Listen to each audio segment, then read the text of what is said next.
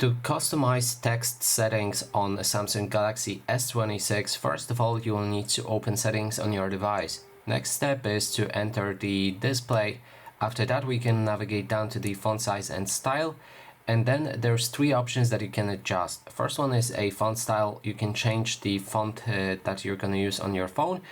So there's plenty of options here. You can even download more from the Galaxy themes.